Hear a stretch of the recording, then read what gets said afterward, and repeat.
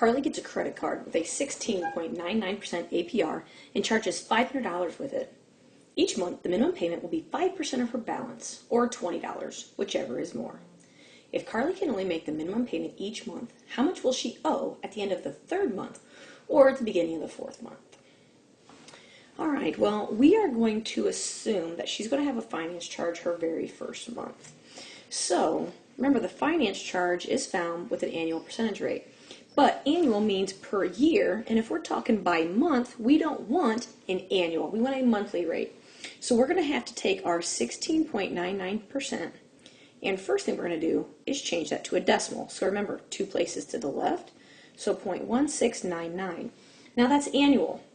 So to make that monthly, I divide it by 12. I take my monthly rate and multiply by my balance. So if I take 0.1699 divided by 12 and multiply by 500, I will end up with a finance charge of $7.08. Now I rounded to the nearest cent because we're talking about money. So that's how I find my finance charge. Right, there's my finance charge. To find the new balance, I will take my beginning balance plus my finance charge, and I end up with a new balance of $507.08. And it's off that new balance that we will calculate our minimum payment. So recall that the minimum payment is 5% or $20, whichever is more. So if I take my balance of $507.08 and I multiply by 5%, so 0.05 gives me, to the nearest cent, $25.35. And because that is more, right, remember this says whichever is more. Well, since $25.35 is more than 20, our minimum payment will be $25.35.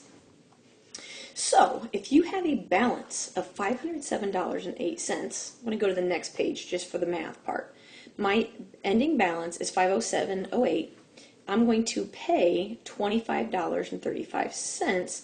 So my carryover balance to the next month is $481.73, right? Because your ending balance, you take away how much you paid, and it leaves you with how much is left.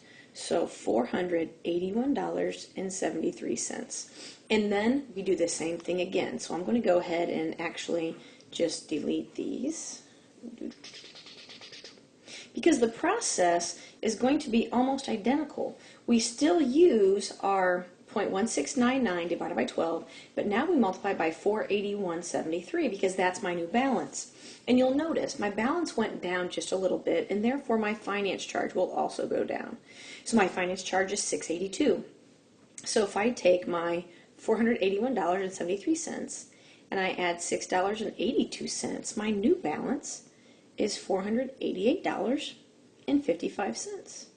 And I have to find my minimum payment. So I take my $488.55, multiply by 5%, and I end up with a payment of $24.43. Now I recommend at this point hit pause, try to do all of month 3 in the beginning of month 4 together, and then just go ahead and restart up, and I'll have the numbers written in so that you can kind of see if you did it correctly.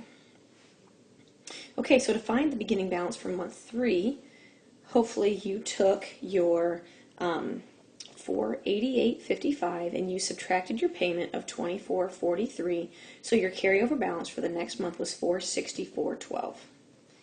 So $464.12. And then we do the same thing again. You take your 0.1699 divided by 12 and you multiply by 464.12 to get a finance charge of $6.57.